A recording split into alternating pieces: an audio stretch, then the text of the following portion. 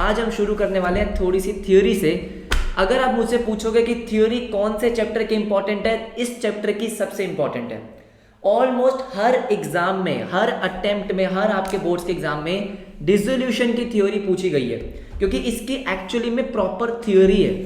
बाकी सारे चैप्टर्स में प्रैक्टिकल थ्योरी है, ठीक है। इस चैप्टर में एक्चुअली में प्रॉपर थ्योरी हमें पढ़नी है, तो आराम से पढ़ेंगे, मजा आएगा आपको पढ़ने में, कोई दिक्कत नहीं होने वाली, आसान है। ओके ओके ओके, देखो देखो ध्यान से देखो। चैप्टर का नाम क्या है? चैप्टर का नाम है dissolution of partnership firm. And it's good to know कि आज क्योंकि नया चैप्टर शुरू हो रहा है तो बहुत सारे बच्चे आ गए, वेरी गुड, ठीक है। तो चैप्टर का नाम है dissolution of partnership firm, dissolution of partnership firm, all right, dissolution of partnership firm. हाँ जी, जब मैंने आपको चेंज इन पीएसआर कराया, जब मैंने आपको एडमिशन कराया, वहां पे भी मैंने आपको एक बात बताई थी। क्या बात बताई थी? कि भाई दो टर्म्स होती है। क्या बोला मैंने? दो टर्म्स होती है, राइट। अब दो टर्म्स जो है वो कौन कौन सी होती है? एक होती है डिसोल्यूशन ऑफ पार्टनरशिप। क्या बोला मैंने? एक होती है डिसोल्यूशन ऑफ पार्टनरशिप, सिर्फ पार्टनरशिप, डिसोल्यूशन ऑफ पार्टनरशिप। और एक होती है dissolution of firm, dissolution of partnership, and the other one is dissolution of firm, dissolution of partnership firm. दोनों में डिफरेंस बहुत ज्यादा है, बहुत ज्यादा है। हमने चेंज इन पीएसआर पढ़ा, हमने पढ़ा एडमिशन, उसके बाद पढ़ा रिटायरमेंट, तो उसके बाद पढ़ा डेथ। उन सब में क्या हो रहा था? उन सब में पार्टनरशिप का डिसोल्यूशन हो रहा था। सर कैसे? आपको अगर पता हो तो एक एग्रीमेंट खत्म होता था और एक नया एग्रीमेंट बनता था। पुरानी पार्टनरशिप खत्म होती थी, नई पार्टनरशिप बनती थी। एडमिशन में क्या था? मान लो दो पार्टनर्स थे, उनके बीच की पार्टनरशिप थी, कोई तीसरा पार्टनर आया तो जो दो बंदों के बीच की पार्टनरशिप थी वो खत्म, और अब तीन बंदों के बीच की पार्टनरशिप आ जाती है, ठीक है। तो पुरानी पार्टनरशिप का क्या हुआ? डिसोल्यूशन, और अब नई पार्टनरशिप आई है। क्या आई है? नई पार्टनरशिप आई है। ऐसे ही चेंज इन पीएसआर में भी था, ऐसे ही रिटायरमेंट में, ऐसे ही डेथ में। तो वहां पे क्या हो रहा था कि पुरानी पार्टनरशिप का जो एग्रीमेंट था वो डिसॉल्व हो रहा था और एक नई पार्टनरशिप बन रही थी। क्या था? नई पार्टनरशिप बन रही थी। और डिसोल्यूशन ऑफ फर्म में क्या है? डिसोल्यूशन ऑफ फर्म में है it is the end of business. यहां पे बिजनेस ही समाप्त हो गया, बिजनेस ही बंद हो गया है। यस और नो? बिजनेस ही बंद हो रहा है भाई। यहां पे ऐसा नहीं हो रहा कि पुरानी पार्टनरशिप खत्म, नई पार्टनरशिप नहीं। यहां पे क्या हो रहा था कि एक एग्रीमेंट खत्म हो रहा था और नया एग्रीमेंट बन रहा था। मतलब बिजनेस तो चल ही रहा था, यहां पे तो भाई साहब बिजनेस बंद करना है हमें, है ना। पहले हमने क्या किया? पहले हमने पार्टनरशिप को स्टार्ट किया, पार्टनरशिप फंडामेंटल्स में उसके पार्टनरशिप के बारे में पढ़ा। उसके बाद हमने पीएसआर चेंज करी, नए पार्टनर का एडमिशन किया, किसी को रिटायर किया, किसी को मार दिया, और अब बारी है बिजनेस को बंद करने की। अब हम बिजनेस को बंद करना सीखने वाले हैं। किसमें? हम सीखेंगे डिसोल्यूशन ऑफ पार्टनरशिप फर्म में, कि जब बिजनेस बंद होता है तो आपको क्या अकाउंटिंग करनी होती है। बहुत ही आसान अकाउंटिंग है, पहले ही आपको बता रहा हूँ, ठीक है। बहुत ही ज्यादा आसान अकाउंटिंग है, राइट, ठीक है। तो देखो, सबसे इंपॉर्टेंट टॉपिक, थ्योरेटिकल टॉपिक जो हम पढ़ने वाले हैं वो हमारा है modes of dissolution. Modes of dissolution मतलब कि पार्टनरशिप फर्म कब कब डिसॉल्व हो सकती है। मोड्स ऑफ डिसोल्यूशन बुक से पढ़ के, पहले बता रहा हूं, बुक से पढ़ के थोड़ा कम समझ में आता है, तो इसको जरा ध्यान से देख लेना। Modes of dissolution of firm, dissolution of partnership firm, all right, ठीक है। जिनके पास टीएस है वो टीएस में से देख सकते हैं, ठीक है। जिनके पास डीके है वो डीके में से देख सकते हैं। अभी आप बोर्ड पे देखो, बाद में मैं बात की बात कर रहा हूँ, ठीक है। बाद में आराम से अपने टीएस या डीके में से देख लेना, ये टॉपिक बहुत अच्छे से दे रखा है। तो सबसे पहले क्या है? सबसे पहले है बाय म्यूचुअल एग्रीमेंट। भाई कैसे आप अपनी पार्टनरशिप फर्म को बंद करोगे? सबसे बढ़िया तरीका क्या है कि यार मान लेते हैं कि हमने बिजनेस चालू किया, हमने बिजनेस चालू किया, ठीक है। मान लो मैंने, इशिका, शिवम ने बिजनेस चालू किया, ठीक है। हम तीनों ने बिजनेस चालू किया था। अब हम तीनों क्या कह रहे हैं कि यार बस हो गया, अब हमें एक और बिजनेस नहीं करना है। तीनों ने म्यूचुअली एग्री किया कि चलो बिजनेस को बंद कर दिया जाए। क्या कर दिया जाए? बिजनेस को बंद कर दिया जाए। अपने बस की बात नहीं है, ठीक है। तो क्या हो गया? आपका बिजनेस बंद हो गया। कैसे? म्यूचुअल एग्रीमेंट से। भाई अगर आपको तीनों को लग रहा है, तीनों ने एग्री कर लिया कि बिजनेस बंद कर लेते, तो बंद कर दो। तो पहला तो बहुत आसान है। कि भाई आपने क्या किया, म्यूचुअल एग्रीमेंट से बिजनेस को बंद कर दिया, that is by mutual agreement. अब सेकंड जो कई बार एग्जाम में आ चुका है, that is compulsory dissolution. Compulsory dissolution मतलब अब आपकी नहीं चलेगी, अब आपकी नहीं चलेगी, कंपल्सरी डिसोल्यूशन, कंपल्सरी डिसोल्यूशन। अब ध्यान से मेरी बात सुनो, होता है क्या ऐसे सर निशान, क्यों नहीं होगा ऐसे भाई, मेरा बिजनेस है मैं जब चाहो बंद करूं, ये क्या बात हुई, होता है क्या ऐसे सर। कंपल्सरी डिसोल्यूशन का मतलब क्या है कि भाई अब आपको बिजनेस कंपल्सरी बंद करना ही पड़ेगा। सर ऐसी नौबत कब आ जाएगी, तो बेसिकली 2 पॉइंट्स आपको ध्यान रखने हैं। पहला पहला पहला पहला है कि जब आपका बिजनेस हो चुका है अनलॉफुल। क्या बोला मैंने, कि आपका बिजनेस हो चुका है अनलॉफुल, मतलब देखो मान लो कि आप गुजरात में लिकर बेचने का बिजनेस कर रहे थे। क्या कर रहे थे, लिकर बेचने का, आपकी वाइन शॉप थी, जो भी शॉप थी। अब अगर गुजरात में क्या आ गया, एक लॉ आ गया कि भाई गुजरात को ड्राई स्टेट बनाया जाएगा, गुजरात में लिकर नहीं बिकेगी। अब आपका बिजनेस एक तरीके से क्या हो चुका है, इल्लीगल हो चुका है। अब आप उस बिजनेस को कंटिन्यू नहीं कर सकते, यस और नो। अब आप उस बिजनेस को कंटिन्यू नहीं कर सकते, तो वो क्या हो गया, अनलॉफुल हो गया है, इल्लीगल हो गया है। बात समझ में आई। जैसे अगर एक और एग्जांपल लें कि मान लो जो आपके ड्रीम 11, ये जो आपके स्पोर्ट्स वाले जो गेमिंग वाले वो हैं, बेटिंग वाले, ड्रीम 11 करके या कुछ भी करके, है ना, बहुत सारे वो आए हैं एप्लीकेशंस कि जहां पे आप क्या करते हो, एमपीएल वेमपीएल, ये बीच में एक्चुअली में इन सारी कंपनीज के पास नोटिस गया था, एक्चुअली में नोटिस गया था कि भाई तुम क्या कर रहे हो, तुम बेसिकली पब्लिकली बैटिंग कर रहे हो, और बैटिंग करना इंडिया में अलाउड नहीं है, सट्टेबाजी इंडिया में अलाउड नहीं है, राइट, ठीक है। तो भाई बैटिंग करना तो अलाउड नहीं है, तो फिर उनका जो भी चला, उनका केस वगैरह चला, सब कुछ चला, राइट। और फिर उसके बाद ये आया कि भाई ड्रीम 11 थोड़ा सा बच गया है, ठीक है, तो वो प्रॉपर बैटिंग में नहीं आ रहा था। तो अब उसके बाद क्या हुआ, जब केस हो गया था, उसके बाद से हुआ ये कि अब वो स्टार्टिंग में ऐड आती है कि दिस, पता नहीं वो क्या जो बोलते हैं, डिस्क्लेमर बोलते हैं फटाफट से, है ना, तब से वो स्टार्ट हुआ था, उसके पहले से नहीं था। अगर मान लो ड्रीम 11 को भी ये बोल देते कि भाई तुम इलीगल हो, तो उसको भी अपना बिजनेस बंद करना पड़ता। ये मैं कर लेता हूँ, हाँ वही तनिष्का बिल्कुल सही।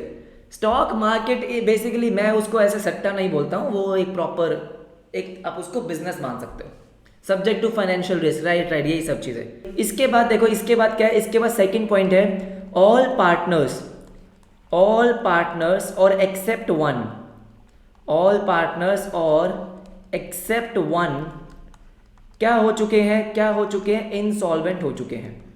इंसॉल्वेंट का मतलब सबको पता है, इंसॉल्वेंट का मतलब सबको पता है, क्या हो चुके हैं, इंसॉल्वेंट हो चुके हैं। इंसॉल्वेंट का मतलब है कि भाई अपने डेट्स पे करने के वो काबिल नहीं है, बैंक करप्ट आप बोल सकते हो, दिवाला निकल चुका है, यस नो, ये आप कुछ भी बोल सकते हो। तो मान लेते हैं कि भाई आपके 4 पार्टनर्स हैं, क्या है, 4 पार्टनर्स है, 4 में से 3 पार्टनर्स अपनी लाइबिलिटी पे करने के काबिल नहीं है, तो बिजनेस क्या करेंगे, 3 पार्टनर्स भी अगर इंसॉल्वेंट हो गए तो भी आपको बिजनेस बंद करना होगा, और अगर चारों के चारों हो गए तो आपको बंद करना ही होगा। This is compulsory dissolution. 2 marks में बहुत बार पूछा गया है कि बता दो पार्टनरशिप फर्म कब कंपल्सरी डिसॉल्व हो जाती है, तो आप क्या बोलोगे, सबसे पहले अगर आपका बिजनेस अनलॉफुल हो गया है तो फिर इसका मतलब आपको कंपल्सरी बंद करना पड़ेगा अपना बिजनेस, या फिर सारे पार्टनर्स या एक्सेप्ट वन क्या हो चुके हैं, इंसॉल्वेंट हो चुके हैं, तो भी आपको अपना बिजनेस क्या होगा, बंद करना पड़ेगा। एवरीबडी ऑल राइट, ठीक है, कोई दिक्कत नहीं है इसमें। प्रोसेस 1 और 2 में नहीं करेंगे, वो मैं आगे डिस्कस करूंगा, हाँ, लेकिन नॉर्मली नहीं करेंगे, ठीक है, नॉर्मली नहीं करेंगे। पार्टनरशिप फर्म में बिजनेस करने के लिए क्वेश्चन ये है कि मान लेते हैं कि भाई 4 पार्टनर्स है जिसमें से 2 इंसॉल्वेंट हो गए, तो भाई पार्टनरशिप फर्म चलाने के लिए आपको 2 ही पार्टनर्स चाहिए होते हैं ना, मिनिमम 2 ही पार्टनर्स चाहिए, तो 2 पार्टनर्स अभी भी हैं, इसीलिए बोला गया ऑल पार्टनर्स और एक्सेप्ट वन, ठीक है। अगर आपके पास पार्टनरशिप फर्म में अभी भी 2 पार्टनर्स ऐसे हैं जो सॉल्वेंट है, तो आपका बिजनेस चल सकता है ना, पार्टनरशिप फर्म चल सकती है ना, तो आप चला सकते हो, बिल्कुल चला सकते हो। बात समझ में आ गई, ठीक है, हाँ जी। अब थर्ड जो है, थर्ड देखो, थर्ड इज बाय नोटिस। अब बाय नोटिस का मतलब क्या हुआ सर, ध्यान से मेरी बात सुन लो। बाय नोटिस का मतलब है कि अगर आपकी पार्टनरशिप फर्म बाय विल है, बाय विल का मतलब क्या है, अगर पार्टनरशिप बाय विल है, आपको पता है बेसिकली 2 टाइप्स में आप पार्टनरशिप को क्लासिफाई कर सकते हो, बाय विल और फिक्स्ड पीरियड, यस और नो, ठीक है। पार्टनरशिप बाय विल है। विल का मतलब है सब अपनी मर्जी से बिजनेस में आए हैं, ये सुनो, ठीक है, सब अपनी मर्जी से बिजनेस में आए हैं, विल से आए हैं। जब तक मन करेगा तब तक बिजनेस करेंगे, जब मन खत्म हो जाएगा तो बिजनेस बंद कर देंगे। That is partnership by will. All right, तो पार्टनरशिप बाय विल में क्या होता है, अगर एक पार्टनर रिटर्न नोटिस दे दे, क्या दे दे, रिटर्न नोटिस दे देता है अपने इंटेंशंस का कि यार मेरा बिजनेस बंद करने का मन है, अगर उसने अपना क्या दे दिया, एक रिटर्न नोटिस दे दिया कि भाई मैं चाहता हूं कि बिजनेस बंद हो जाए, तो फिर वो आपका बिजनेस बंद हो सकता है। क्या बोला मैंने, अगर पार्टनरशिप बाय विल है, क्या है पार्टनरशिप बाय विल, ये सब चीजें बेसिकली पार्टनरशिप एक्ट 1932 में लिखी हुई है, सेक्शंस में। किस में लिखी हुई है, सेक्शंस में लिखी हुई है, ठीक है। तो जब आप सीए फाउंडेशन का लॉ पढ़ोगे, जो भी बच्चे पढ़ेंगे, या जब आप बीकॉम में जाओगे या किसी भी ग्रेजुएशन में जाओगे वहां पे लॉ पढ़ोगे, तो ये आप और डिटेल में पढ़ोगे इंडियन पार्टनरशिप एक्ट 1932 में, ठीक है। सीए फाउंडेशन में भी ये है, राइट। तो पार्टनरशिप बाय विल का मतलब क्या हो गया कि अगर पार्टनरशिप बाय विल है, मन मर्जी से बनाई गई थी, और उसमें अगर एक पार्टनर ने रिटर्न नोटिस दे दिया है कि मुझे पार्टनरशिप क्या करनी है, बंद करनी है, तो फिर आप क्या कर सकते हो, अपनी पार्टनरशिप बंद कर सकते हो, बिजनेस को बंद कर सकते हो। अब जो दो मोस्ट इंपॉर्टेंट है वो डिस्कस करने वाले, ध्यान से इधर सुन लो। फोर्थ है हैपनिंग ऑफ एन इवेंट। ध्यान से मेरी बात सुनो, ये बहुत बार 4 मार्क्स में आया हुआ है, happening of an event. Question में आपसे क्या पूछा गया, भाई मुझे हमें बताओ पार्टनरशिप फर्म आप कब डिसॉल्व कर सकते हो on happening of an event. कौन कौन से इवेंट्स में आप अपनी पार्टनरशिप फर्म क्या कर सकते हो, डिसॉल्व कर सकते हो।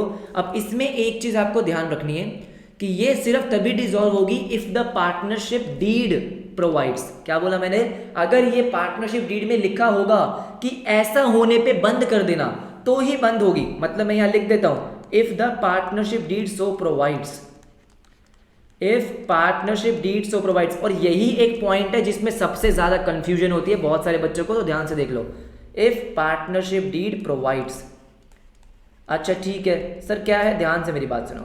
सबसे पहला पॉइंट है कि भाई ऑन एक्सपायरी ऑफ टर्म, अब इसका मतलब क्या होता है, ध्यान से मेरी बात सुनो। बहुत सारे बिजनेसेस होते हैं जो एक फिक्स्ड पीरियड के लिए होते हैं। क्या होते हैं, फिक्स्ड पीरियड के लिए। मान लो आपने पार्टनरशिप फॉर्म बनाई, ठीक है, और पार्टनरशिप डीड में आपने लिखवा लिया कि भाई ये पार्टनरशिप फर्म जो है ये 5 साल के लिए ही है, 5 साल ये पार्टनरशिप फर्म रहने वाली है, 5 साल बाद ये बंद हो जाएगी। क्या हो जाएगी, बंद हो जाएगी। इट मीन्स कि जैसे ही वो 5 साल खत्म हुए आपकी फर्म डिसॉल्व। इसका मतलब अगर डीड में लिखा हुआ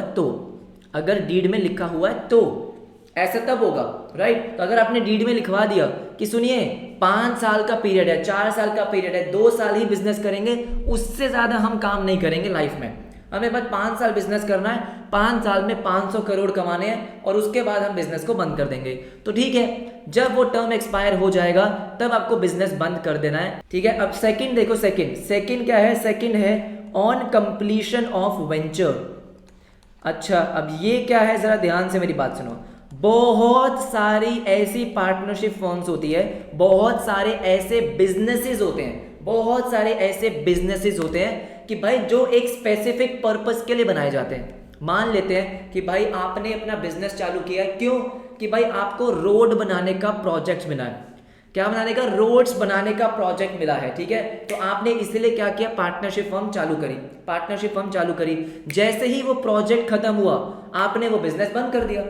यस नो, आपने पार्टनरशिप डीड में लिखवा लिया था, क्या लिखवा लिया था कि भाई दिस पार्टनरशिप फर्म जो आप बना रहे हो, जो बिजनेस आप चालू कर रहे हो, this is for this particular venture, ये पर्टिकुलर प्रोजेक्ट के लिए आपकी पार्टनरशिप फर्म बन रही है। जैसे ही प्रोजेक्ट खत्म वैसे ही पार्टनरशिप खत्म। अगर आपको आगे कंटिन्यू करना है तो नई पार्टनरशिप डीड बनवा लो, ठीक है, क्या दिक्कत है उसमें, बात समझ में आ गई।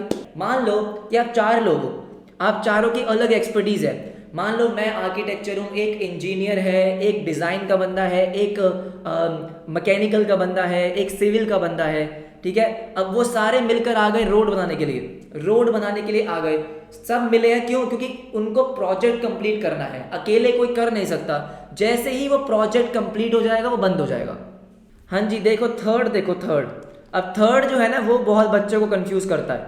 On death of a partner, on death of a partner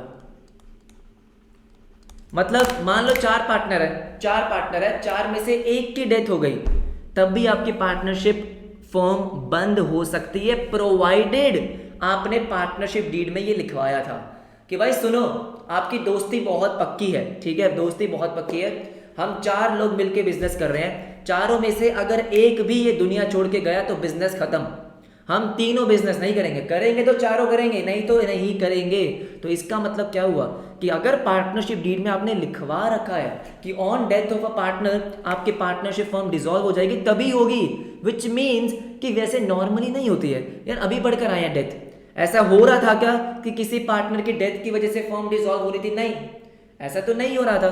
yes और नो, ठीक है। तो अगर आपने स्पेसिफिकली पार्टनरशिप डीड में लिखा है तभी डिसॉल्व होगी, वैसे नॉर्मली डिसॉल्व नहीं होती है। सिमिलरली एक पॉइंट और है कि ऑन एडजुडिकेशन, एडजुडिकेशन का मतलब क्या होता है? पूछो। On adjudication of a partner as insolvent, हाँ जी, अनाउंसमेंट, अच्छा अनाउंसमेंट, हाँ जी, जो सीए फाउंडेशन का लॉ पढ़ रहे हैं, मुझे पता है बहुत सारे बच्चे यहाँ सीए फाउंडेशन की तैयारी कर रहे हैं और लॉ भी चालू कर दिया है। जजमेंट तान्या ने गूगल कर लिया, ठीक है। तो एडजुडिकेशन का मतलब क्या होता है? एडजुडिकेशन का मतलब होता है कि जब कोर्ट उसे डिक्लेयर कर देता है कि भाई ये इंसॉल्वेंट हो चुका है, इसका दिवालिया निकल चुका है, जैसे विजय माल्या को डिक्लेयर कर दिया था। क्या कर दिया था? विजय माल्या को डिक्लेयर कर गया था कि भाई ये इंसॉल्वेंट हो चुका, बैंकरप्ट हो चुका है, उसे बोलते हैं एडजुडिकेशन। जजमेंट, जैसे तान्या ने बोला, जजमेंट मान सकते हो, ठीक है, कोर्ट की जजमेंट। ऑल राइट, तो देखो ध्यान से मेरी बात सुनो, अगर एक पार्टनर इंसॉल्वेंट हो गया, अभी हमने पढ़ा कि भाई वैसे तो अब मेरी बात सुनो ध्यान से, वैसे तो पार्टनरशिप फर्म कंपल्सरी तब डिसॉल्व होगी जब सारे पार्टनर्स इंसॉल्वेंट हो जाए या सारे छोड़कर एक बच गया बस। लेकिन अगर आपने पार्टनरशिप डीड में लिखवाया कि सुनो, अगर एक भी पार्टनर इंसॉल्वेंट हो गया तो हम नहीं करेंगे बिजनेस भाई, हम उसका साथ देंगे, छोड़ देंगे बिजनेस करना। बात समझ रहे हो? तो इसका मतलब क्या है? मान लो, अगर मेरा क्वेश्चन है सबसे, मान लो 5 पार्टनर्स हैं, 3 इंसॉल्वेंट हो गए हैं, तो क्या आप बिजनेस कंटिन्यू कर सकते हो अगर पार्टनरशिप डीड में नहीं लिखा तो? एवरीबडी, क्या बिजनेस कंटिन्यू कर सकते हो? हाँ कर सकते हैं, बिल्कुल कर सकते हैं, यस कर सकते हैं। मान लो 5 पार्टनर्स थे, 3 की डेथ हो गई, क्या आप बिजनेस कंटिन्यू कर सकते हो?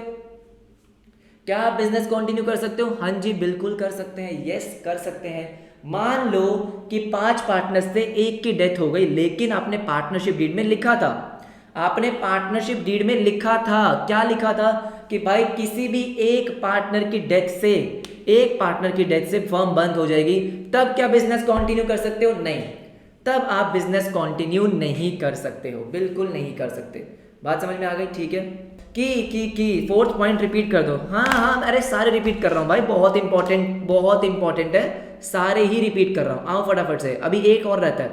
तो हमने पढ़ा modes of dissolution of partnership firm, तो सबसे पहला पॉइंट हमने पढ़ा बाय म्यूचुअल एग्रीमेंट मतलब कि सारे पार्टनर्स ने बोला चलो बंद कर देंगे तो बंद हो जाएगा। दूसरा कंपल्सरी डिसोल्यूशन, आपको ध्यान रखना है कब कंपल्सरी डिसॉल्व हो सकता है। सबसे पहला, अगर आपका बिजनेस इलीगल हो गया है, अनलॉफुल हो गया है, क्या हो गया? इलीगल हो गया या अनलॉफुल हो गया है, तो आपका बिजनेस बंद हो जाएगा, ठीक है। सेकंड, अगर सारे ही पार्टनर्स इंसॉल्वेंट हो गए हैं या सारे पार्टनर्स को छोड़ के बस एक बचा है जो सॉल्वेंट है, एक पार्टनर को छोड़ के बाकी सारे इंसॉल्वेंट हो गए, तब भी आपका जो बिजनेस है वो कंपल्सरी बंद हो जाएगा।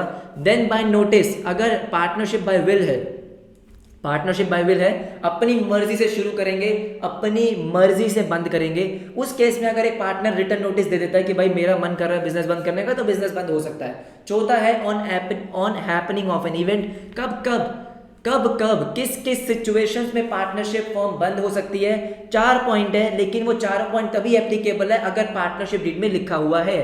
पहला, ऑन एक्सपायरी ऑफ टर्म, अगर आपने एक फिक्स्ड पीरियड के लिए बिजनेस चालू किया था, वो फिक्स्ड पीरियड, वो पीरियड अगर आपका खत्म हो गया, एक्सपायर हो गया है, तो बिजनेस बंद। अगर आपने बिजनेस चालू किया था एक वेंचर कंप्लीट करने के लिए, एक प्रोजेक्ट कंप्लीट करने के लिए, वो वेंचर कंप्लीट हो गया, वो प्रोजेक्ट कंप्लीट हो गया, उसके बाद बिजनेस बंद। तीसरा, किसी की डेथ पे, अगर एक भी पार्टनर की डेथ हुई तो बिजनेस बंद, प्रोवाइडेड आपने पार्टनरशिप डीड में लिखा है कि भाई किसी की भी डेथ पे हम बिजनेस को बंद कर देंगे, हम कंटिन्यू नहीं करेंगे। चौथा, अगर कोई पार्टनर इनसॉल्वेंट हो जाता है, अगर मान लो 10 पार्टनर है, एक भी पार्टनर आपका इनसॉल्वेंट हो जाता है, तो एक भी पार्टनर इनसॉल्वेंट होने से बिजनेस बंद हो जाएगा, प्रोवाइडेड आपने पार्टनरशिप डीड में ये बात लिखी हुई है। यस। अब देखो, मुझे एक बात बताओ, वैभव ने क्या पूछा है, सिंपल सी मुझे एक बात बताओ, मान लो 2 पार्टनर्स हैं, अब ये तो यहाँ पे लिखा भी नहीं होगा, खुद से मानोगे आप, 2 पार्टनर्स हैं, एक रिटायर हो गया, तो क्या पार्टनरशिप हम चलेगी? अरे ऑफ कोर्स बिजनेस बंद, बिजनेस बंद, ये तो ऑब्वियस सी बात है। 2 पार्टनर्स हैं, एक की डेथ हो गई तो बिजनेस बंद, ये तो है ही ना, ये तो है ही, ऑफ कोर्स सिंपल सी बात है कि भाई अगर ऐसे सिचुएशंस हैं जहां पे आप पार्टनरशिप फर्म कंटिन्यू कर ही नहीं सकते, तो फिर बिजनेस तो बंद ही हो जाएगा ना, राइट। पार्टनरशिप फर्म तो बंद हो जाएगी, सोल प्रोप्राइटर चलेगी, लेकिन पार्टनरशिप फर्म तो बंद ना, करेक्ट। ओके, आ जाओ फटाफट से लास्ट वाले पे, लास्ट वाले पे आ जाओ। एंड लास्ट वाला जो है, अगेन दी मोस्ट इंपॉर्टेंट, क्या है भाई? कोर्ट का intervention, dissolution by court, court बीच में आ गया, कोर्ट आ जाएगा, dissolution by court, all right, dissolution by court. भाई बात, एक बात बताओ मुझे, कोर्ट तक बात पहुंचेगी कैसे? कोई ना कोई तो लेकर जाएगा ना, राइट। अब ध्यान से मेरी बात सुनो, सबसे पहला क्या है? सबसे पहले है कि अगर क्या हो गया, पार्टनर हो गया है अनसाउंड माइंड का, एक पार्टनर या एक से ज्यादा पार्टनर क्या हो गए हैं? अनसाउंड माइंड के हो गए हैं। अब इस, अगर आप टीएस ग्रेवाल देखोगे ना, तो टीएस ग्रेवाल में प्रॉपरली एक्सप्लेन किया नहीं गया है, इसको प्रॉपरली एक्सप्लेन किया नहीं गया है। अब सिंपली लिखा हुआ है कि कोर्ट में pass order for the dissolution when a partner becomes of unsound mind. ऐसा नहीं है भाई, अगर कोई पार्टनर एक अनसाउंड माइंड का हुआ है, मान लो 3 पार्टनर्स हैं, मान लो मैं, केशव और ऋषिका, हम 3 पार्टनर हैं, ठीक है, पार्टनरशिप फर्म में। मान लो अगर मैं अनसाउंड माइंड का हो जाता हूँ, टच वुड ऐसा कभी हो ना, मान लो कि भाई अनसाउंड माइंड का मैं हो गया, और अब मैं कह रहा हूँ मैं तो पार्टनरशिप फर्म छोड़ के जा नहीं रहा, मतलब मैं तो रिटायर हो नहीं रहा, तो आप दोनों क्या करोगे? आप दोनों कोर्ट में जाओगे, या दोनों में से कोई एक भी पार्टनर कोर्ट में जाएगा और कहेगा प्लीज हमारा बिजनेस बंद करवा दो, हमारी पार्टनरशिप फर्म डिसॉल्व करवा दो। क्यों? क्योंकि जब तक पार्टनरशिप फर्म डिसॉल्व नहीं होगी, आपको अपना पैसा वैसा नहीं मिलेगा, वो सब चीज़ें, बात समझ में आई? तो इसलिए आप जाओगे कोर्ट के पास और बोलोगे कि भाई पार्टनरशिप हम डिसॉल्व करवा दो, हमारा पार्टनर हमें बहुत परेशान कर रहा है। उसके बाद प्रॉपर आपके कोर्ट की प्रोसीडिंग्स चलेगी, और अगर ये एस्टैब्लिश हो गया कि हाँ एक पार्टनर अनसाउंड माइंड का है, फिर आपका ऑर्डर आ जाएगा कोर्ट से कि भाई पार्टनरशिप फर्म बंद की जाएगी। बात समझ में आई है? ठीक है, पार्टनर क्या हो गया? अनसाउंड माइंड का हो गया। दूसरा देखो, दूसरा देखो, दूसरा क्या लिखा है कि अगर वो परमानेंटली इनकेपेबल हो गया, क्या हो चुका है? परमानेंटली इनकेपेबल हो चुका है। अच्छा ठीक है, राइट। तो क्या लिखा? Partner becomes permanently incapable of performing his duties as a partner. All right. तो देखो, अगर कोई पार्टनर परमानेंटली इनकेपेबल है, मतलब हो सकता है उसका कोई ऐसा एक्सीडेंट हो गया हो या कुछ भी चीज़ हो जिसकी वजह से अब वो बिजनेस की ड्यूटीज़ को परफॉर्म नहीं कर पा रहा है, परमानेंटली इनकेपेबल हो गया है, वो खुद से रिटायर नहीं होना चाहता, और मे बी अगेन वही सेम बात कि पार्टनर्स को क्या करना है? पार्टनर्स को डिसॉल्व कराना है, पार्टनर्स को, बाकी पार्टनर्स को क्या करनी है? पार्टनरशिप फर्म डिसॉल्व करानी है। ठीक है, वो सिंपली क्या होगा? सिंपली एक पार्टनर कोई भी कोर्ट में जाके केस फाइल कर देगा कि भाई हमारा एक पार्टनर परमानेंटली इनकेपेबल हो चुका है, हमारी पार्टनरशिप फर्म को बंद करवा दो, तो कोर्ट आपको ऑर्डर दे सकता है कि भाई बंद करवा दो। देखो, अगर यही सब चीज़ें म्यूचुअल एग्रीमेंट से हो पाती तो हो जाती ना, तो कोर्ट तक बात पहुंचती नहीं। कोर्ट तक बात क्यों पहुंच रही है? क्योंकि म्यूचुअल एग्रीमेंट से पार्टनरशिप फर्म बंद नहीं हो रही है। यस नो, तभी बात कोर्ट तक पहुंची है। अनसाउंड माइंड था पर्सन, मान लो भाई वो म्यूचुअल एग्रीमेंट से बंद नहीं करना चाह रहा है, जो भी चीज़ है, राइट। अगर जो पार्टनर परमानेंटली इनकेपेबल है वो नहीं करना चाह रहा बिजनेस बंद, जो भी चीज़ है, तो आप कोर्ट के पास जाके बिजनेस बंद करवा सकते हो। बात समझ में आ गई? हाँ जी, यस, ओके। ये हो गए हमारे डिसोल्यूशन बाय कोर्ट। इसके बाद देखो क्या है, इसके बाद थर्ड है which is guilty of misconduct, guilty of misconduct. Oh my God, बहुत ही भारी भरकम वर्ड है जो लॉ में आप बहुत पढ़ोगे। Guilty of misconduct which is likely to adversely affect the business of the firm. Shivam ने बोला है रिश्वत, बिल्कुल सही। अब मान लो एक पार्टनर है जिसने बेसिकली अपना काम निकलवाने के लिए किसी को ब्राइब दी है, वो पकड़ा गया, ठीक है भाई। गिल्टी तो तभी होगा ना जब वो पकड़ा जाएगा, ब्राइब दिया, कुछ भी हुआ। या मान लो सिंपल सी बात है कि भाई पी पा के किसी कस्टमर के साथ बदतमीजी करी, या कुछ भी चीज़ हो, मैंने क्या बोला, कुछ भी चीज़ हो, राइट, ठीक है, और वो पकड़ा गया, बिजनेस की रेपुटेशन खराब हुई, जो भी चीज़ें हैं। तो अगर कोई partner is found guilty of misconduct जो बिजनेस की प्रैक्टिस को अफेक्ट करने वाला है, उस केस में अगेन आप क्या कर सकते हो, आप कोर्ट के पास जा सकते हो और बोल सकते हो कि भाई हमें इसके साथ बिजनेस नहीं करना है, प्लीज हमारी पार्टनरशिप हम डिसॉल्व करवा दो। क्या करवा दो? डिसॉल्व करवा दो। तो क्या होगा, अगर वो गिल्टी पाया गया तो कोर्ट ऑर्डर देगा कि ठीक है भाई बंद करो बिजनेस। बात समझ में आ गई? हाँ जी, पहले के 3 पॉइंट्स, ठीक है, all right. Third please repeat. Vanshita देखो मेरी बात सुनो, गिल्टी ऑफ मिसकंडक्ट का मतलब क्या है? कोई गलत चीज। क्या है? कोई गलत चीज करी है। वो गलत चीज कुछ भी हो सकती है, वो कोर्ट पे डिपेंड करता है कि क्या मिसकंडक्ट में वो फॉल करता है या नहीं करता है। हाँ या ना? अब मान लो उन्होंने किसी का किडनैप कर दिया, किसी के साथ बदतमीजी करी है, किसी को ब्राइब देने की कोशिश करी है, गाड़ी बहुत खराब चलाई है, ये भी हो सकता है कि गाड़ी बहुत खराब चलाई है, किसी को ठोक दिया, जो भी चीज़ है, राइट। तो अगर वो गिल्टी पाया गया कि भाई आपका एक पार्टनर है which is guilty of misconduct, और उस मिसकंडक्ट की वजह से आपके बिजनेस की जो प्रैक्टिसेस हैं, जो बिजनेस का आप बोल सकते हो बिजनेस को अफेक्ट कर रही हैं, तो फिर आप कोर्ट के पास जाओगे और कहोगे कि हमारा एक पार्टनर है जो बहुत ही बदतमीज़ है, ठीक है, उसकी वजह से हम चाहते हैं कि बिजनेस बंद हो जाए, तो आप हमारा बिजनेस बंद करवा दीजिए, वो करने नहीं दे रहा है, जो भी चीज़ है, ठीक है, वो एक अलग ही प्रॉपर आप लॉ में पढ़ोगे, लेकिन यहाँ पे इसका मतलब यही है। पहले के 3 पॉइंट क्लियर है। चलो चौथा पॉइंट देखो। चौथा पॉइंट क्या था? फोर्थ पॉइंट इज कि पार्टनरशिप एग्रीमेंट, अच्छा, पार्टनरशिप एग्रीमेंट इज ब्रीच्ड, अच्छा, बार ब्रीच्ड, परसिस्टेंटली, बहुत शिद्दत से, परसिस्टेंटली। देखो भाई देखो, ध्यान से मेरी बात सुनो। मैंने क्या बोला आपको कि partnership agreement is breached persistently का मतलब होता है बार बार। मान लो आपका कोई भी एग्रीमेंट बार एक पार्टनर क्या कर रहा है? ब्रीच कर रहा है, तोड़ रहा है। क्या है? तोड़ रहा है। कोई भी एग्रीमेंट हो सकता है, वो कोई भी एग्रीमेंट हो सकता है। मान लेते हैं कि भाई आपने अपने कंपनी के सीक्रेट्स क्या कर दिए? लीक कर दिए। अब पार्टनरशिप एग्रीमेंट में क्या होता है? एक आपका कॉन्फिडेंशियलिटी एग्रीमेंट होता है कि भाई अपने पार्टनर्स, अपने बिजनेस की बातें कहीं और नहीं पहुंचनी चाहिए, लेकिन पैसे के लिए आपने क्या किया? आपने बेसिकली अपने उसको दे दिए।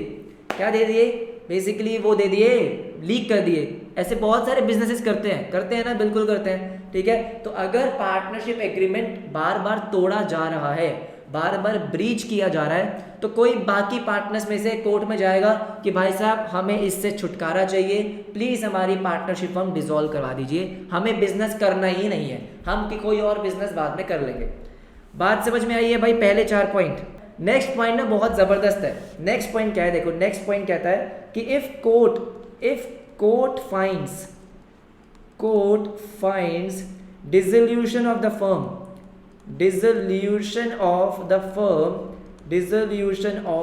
firm justified। ये ना एक ऐसा पॉइंट है जिसमें कोर्ट की मर्जी चलेगी। कोर्ट कहेगा कि मेरा मन है बंद करने का, मैं बंद कर रहा हूँ। अब मेरे बात ध्यान से सुन लो, ठीक है।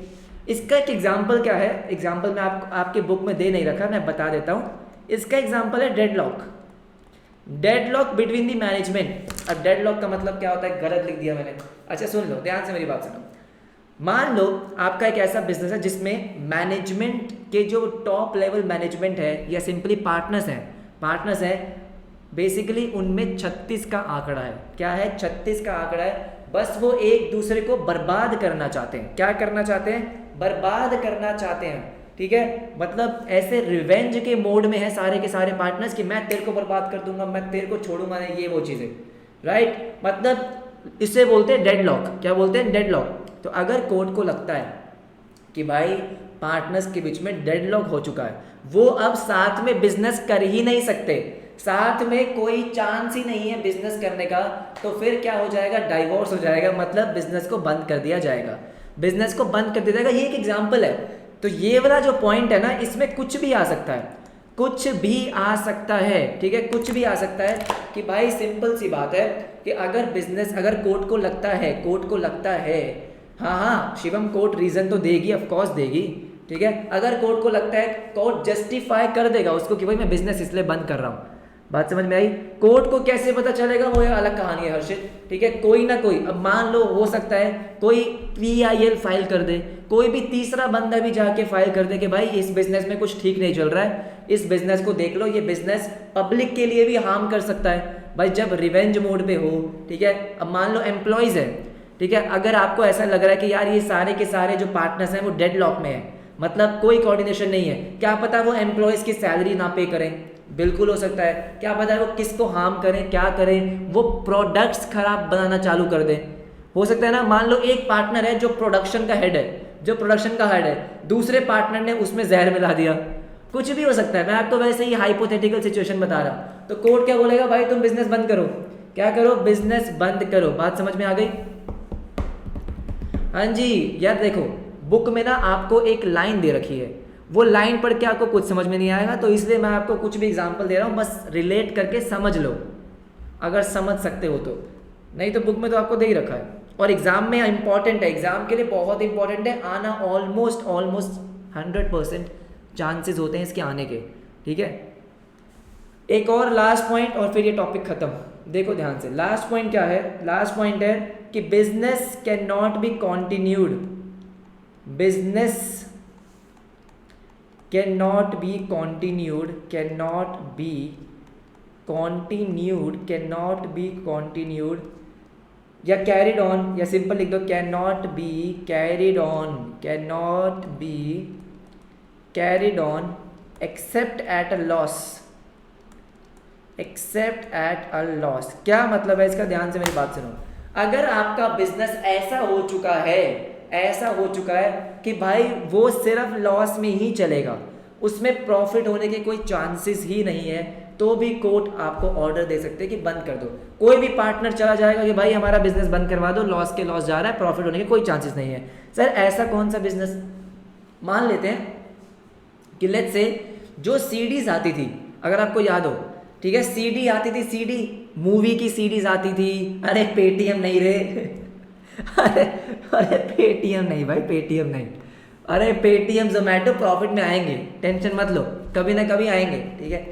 अरे जो पुराने ज़माने में सीडीज नहीं आती थी, या जो गेमिंग वाली वो डीवीडीज होती थी, जो गेमिंग वाली डीवीडीज वगैरह होती थी, ठीक है, जो अब नहीं चलती, अब नहीं चलती है, अब नहीं चलती है, ठीक है। अब तो इनफैक्ट जो लैपटॉप सबके आते हैं उसमें मोस्टली में आपका वो सीडी ड्राइव भी नहीं होता, ड्राइव नहीं होता, करेक्ट। तो अगर आपका कोई ऐसा बिजनेस है जो बहुत ही ज़्यादा आउटडेटेड हो चुका है, उसमें प्रॉफिट होने का कोई चांस नहीं है, राइट, तो फिर कोर्ट आपको बोल सकता है कि भाई ये बिजनेस बंद कर दो ना, नहीं चलने वाला।